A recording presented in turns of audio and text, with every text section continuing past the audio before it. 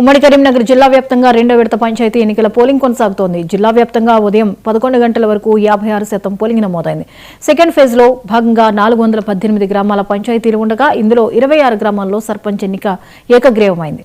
దీంతో 392 పంచాయతీలకు పోలింగ్ కొనసాగుతోంది.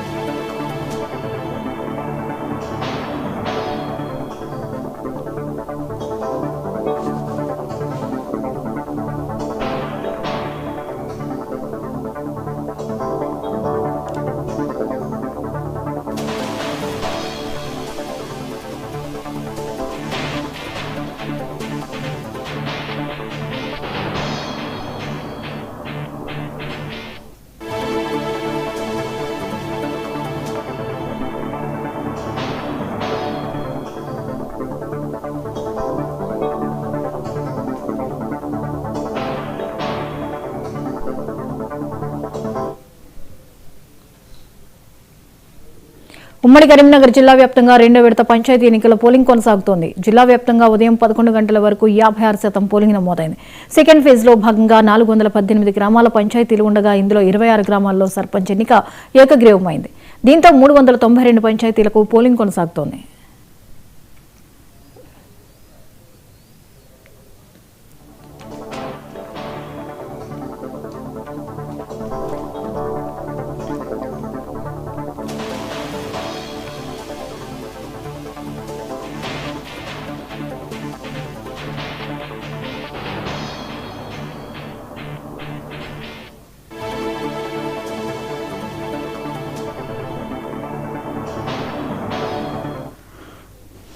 మనకి ఫేజ్ 2లో ఉన్న మనకి 7 గ్రామాలు 7 మండల్స్ 136 గ్రామాలు మనం ఎలక్షన్ చేస్తున్నాము. So morning 7 o'clock all polling stations 136 villages లో మనకి స్టార్ట్ అయింది ఓటింగ్ అంతా కూడా. అరౌండ్ 10-15% ఓటింగ్ కూడా స్టార్ట్ అయింది ఇప్పటిదాకా చెప్తా ఉన్నారు. సో మనకి ఈరోజు మధ్యాహ్నం 1 గంటల దాకా కూడా పోలింగ్ స్టేషన్స్ లో ప్రజలందరూ వచ్చి అలా ఓటు వినియోగించుకోవాలని కోరుతా ఉన్నారు. వాళ్ళకి కావాల్సిన ఫెసిలిటీస్ కానీ మనకి కూడా అరేంజ్ చేసుకోవడం జరిగింది. 2 o'clock కౌంటింగ్ స్టార్ట్ అయ్యి యాజ్ అండ్ వెన్ కౌంటింగ్ అయిపోయిన తర్వాత ఇమీడియట్గా కూడా రిజల్ట్స్ అనౌన్స్ చేసి ఈవెన్ అక్కడే సర్పంచ్ ఎలక్షన్ కూడా కండక్ట్ చేసి టీమ్స్ అనేది మనకి రావడం జరుగుతుంది. ఈ రోజు తెలంగాణలో రెండవ విడత పంచాయతీ ఎలక్షన్ సందర్భంగా నేను నా స్వగ్రామం అయినటువంటి బసంత్ నగర్ లో గ్రామ పంచాయతీ ఎలక్షన్ల కోసం నా ఓటు హక్కు ఈ రోజు నేను వినియోగించుకున్నాను. 73వ రాజ్యాంగ సవరణ ద్వారా పంచాయతీ రాజు వ్యవస్థ అంటేనే గ్రామ స్థాయి పంచాయతీలు, గ్రామ స్థాయి పరిపాలనా వికేంద్రీకరణ దిశగా రాజ్యాంగ సవరణ ద్వారా ఈ పంచాయతీ రాజు చట్టం ఏదైతే వచ్చిందో దీనివల్ల గ్రామ స్వరాజ్యం రావాలనేటువంటి ఉద్దేశంతో ఏర్పాటు చేసినటువంటి వ్యవస్థలో మనకు గ్రామ పంచాయతీలు మన ప్రజాస్వామ్యానికే వెన్నెముక. ఇలాంటి పంచాయతీ ఎన్నికల పండుగ మనమందరం జరుపుకోవాలి. మనమందరము మనకున్నటువంటి ఓటు హక్కుని మనం ఎక్కడుంటే అక్కడ మన ఓటు హక్కు ఎక్కడున్నదో అక్కడికి వచ్చి మన గ్రామీణ అభివృద్ధి కోసం మనం ఖచ్చితంగా మంచి వ్యక్తులను ఎన్నుకొని మన ప్రజాస్వామ్యానికే వెన్నెముకైనటువంటి ఈ గ్రామ పంచాయతీలు పటిష్టంగా పనిచేయాలంటే మనము మన ఓటు హక్కును వినియోగించుకోవాలి. అందరూ మీ ఓటు హక్కును తప్పనిసరిగా వినియోగించుకోవాలని నా ప్రార్థన. ఈ రోజు గ్రామ పంచాయత్ ఎలక్షన్ కి సెకండ్ ఫేజ్ మనకి పోలింగ్ డే ఉంది. ఈ పోలింగ్ డే మొత్తం బందోబస్తులో మనం పోలీస్ సిబ్బందిని అరౌండ్ 800 వరకు ఉన్నారు. సో అందరూ పొద్దున నుంచి ఇక్కడ బందోబస్తు ఏర్పాటు చేస్తున్నారు అండ్ అన్నీ పీస్ఫుల్గానే ఉంది. ఈరోజు 7 మండలాల్లో ఈ ఎలక్షన్ జరుగుతుంది అండ్ 144 జీపీలో ఎలక్షన్ జరుగుతుంది. సో అన్ని చోట్ల మనం ఇన్స్పెక్షన్ చేస్తున్నాము, విజిట్ చేస్తున్నాము. అన్ని జగాల్లో ప్రశాంతంగా నడుస్తుంది. అది పీస్ఫుల్గా నడిచే అట్లా ప్రయత్నం చేస్తాము అండ్ మనం మంచిగా వచ్చేస్తాం.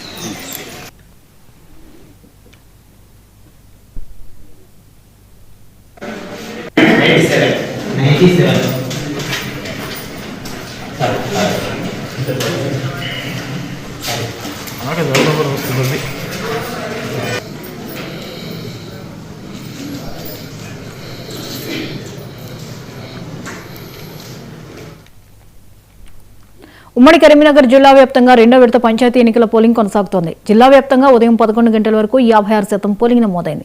సెకండ్ ఫేజ్ లో భాగంగా 418 గ్రామాలు పంచాయతీల్లో ఉండగా ఇందులో 26 గ్రామాల్లో సర్పంచ్ ఎన్నిక ఏకగ్రీవమైంది. దీంతో 392 పంచాయతీలకు పోలింగ్ కొనసాగుతోంది. ఈ అంశంపై మరిన్ని అప్డేట్స్ ని లైవ్ లో అందించడానికి రిషికేష్ సిద్ధంగా ఉన్నారు. రిషికేష్, దాదాపుగా పోలింగ్ అనేది చివరి దశకు చేరుకుంది. ఇప్పటి వరకు ఏ మేరకు పోలింగ్ నమోదై ఉండొచ్చు? ఈ ఇంకొక గంటలో ఏ మేరకు కంప్లీట్ కావచ్చు? ఉమ్మడి కరీంనగర్ జిల్లా వ్యాప్తంగా ఇప్పటి వరకు అందుతున్న సమాచారం ప్రకారంగా 52% పోలింగ్ నమోదైంది. అంటే ఓవరాల్ పర్సంటేజ్ లో 52% చెప్పొచ్చు. కరీంనగర్ జిల్లా అత్యధికంగా 56% నమోదైంది. పెద్దపల్లి జిల్లాకు సంబంధించి 55% పోలింగ్ నమోదైంది. రాజన్న సిరిసిల్ల జిల్లా అదేవిధంగా జగిత్యాలకు సంబంధించి కూడా 51% పోలింగ్ నమోదైంది. ఉదయం నుంచి కూడా పల్లెల నుంచి ఓటు చైతన్యం అనేటువంటిది పల్లెల్లో వెళ్లి విరుస్తుందని చెప్పొచ్చు. ఉదయం నుంచి కూడా పెద్ద ఎత్తున మహిళలు, వృద్ధులు, యువతి యువకులు పెద్ద ఎత్తున తమ ఓటు హక్కును వినియోగించుకోవడానికి పోలింగ్ స్టేషన్లకు ఓటెత్తారని చెప్పొచ్చు. పెద్ద ఎత్తున పోలింగ్ ప్రక్రియలో పాల్గొనడానికి చాలా ఉత్సాహాన్ని ప్రదర్శిస్తున్నటువంటి పరిస్థితి కొనసాగుతుంది. భారీ ఎత్తున పోలింగ్ ప్రక్రియ అనేటువంటిది అన్ని పోలింగ్ స్టేషన్లలో కొనసాగుతుంది. ఇప్పటి నుంచి అంటే ఇప్పటికే సామాన్యులతో పాటుగా ప్రముఖులు కూడా జగిత్యాలకు సంబంధించిన ఎమ్మెల్యే డాక్టర్ సంజయ్ కుమార్ కావచ్చు, అదేవిధంగా మానకొండూరు ఎమ్మెల్యే డాక్టర్ కమ్మంపల్లి సత్యనారాయణ, అదేవిధంగా సిపిఐ నాయకులుగా ఉన్నటువంటి చాడా వెంకటరెడ్డి కావచ్చు, మొత్తంగా కూడా తమ ఓటు హక్కును వినియోగించుకున్నారు. ప్రతి ఒక్కరు కూడా తమ ఓటు హక్కును వినియోగించుకోవడానికి కూడా పెద్ద ఎత్తున తరలి రావడం అనేటువంటిది గొప్ప విషయంగా చెప్పొచ్చు. ఇప్పటికే మొదటి విడత 80% పైగా నమోదైంది. సో 2, 3 విడతల్లో దీని యొక్క ప్రభావం కనబడుతుంది. 80% మించి పోలింగ్ అయ్యేటువంటి అవకాశాలు పెద్ద ఎత్తున కనబడుతున్నాయి. ఉదయం చలి తీవ్రత ఉన్నప్పటికీ కూడా 7 గంటల నుంచి పెద్ద ఎత్తున చలిని లెక్క చేయకుండా ఓటర్లు వచ్చి తమ ఓటు హక్కును వినియోగించుకున్నారు. అయితే ఇప్పటికే 2 సంవత్సరాల పరిపాలన కొనసాగించినటువంటి కాంగ్రెస్ పార్టీకి సంబంధించి ఒక మెరుగైన ఫలితాలు సాధించినప్పటికీ బీఆర్ఎస్ కూడా తమ ఉనికిని, తమ మనుగడను మరొకసారి చాటి చెప్పినటువంటి నేపథ్యంలో బీజేపీ అనూహ్యంగా పంచాయతీ ఎన్నికల్లో తమ మార్కులు సాధించడంతో ఈ ఎన్నికలు చాలా ప్రతిష్టాత్మకంగా మారే తొలి విడత ఎన్నికల ప్రభావం ఒక్కసారిగా అనూహ్య ఫలితాలు 3 పార్టీలకు మెరుగైన ఫలితాలు రావడంతో 2, 3 విడతల మీద ఈ ప్రధాన పార్టీల ఫోకస్ నడిచిందని చెప్పొచ్చు. అయితే తమ సత్తా చాటుకోవడానికి అధికార పార్టీ ఏకంగా మంత్రులతో సహా పల్లెలలో ప్రచారానికి తిరగడం కావచ్చు. మొత్తంగా కూడా ఈ 2, 3 విడతలకు సంబంధించి కూడా పెద్ద ఎత్తున ఎట్లాంటి ఫలితాలు ఉంటాయనేటువంటి ఒక ఆసక్తి అయితే పల్లెలలో కొనసాగుతుంది. ఇంకా 8 గంటల వరకు కూడా పోలింగ్ ప్రక్రియ కొనసాగుతుంది అనేటువంటిది కలెక్టర్ చెప్తున్నారు. అన్ని రకాలైనటువంటి ఏర్పాట్లు చేశారు. 80% దాటి పోలింగ్ జరిగేటువంటి అవకాశం ఉంది. టోటల్ టార్గెట్ మనకు 1 తర్వాత వచ్చే అవకాశం ఉంది. Right, thank you Rishikesh.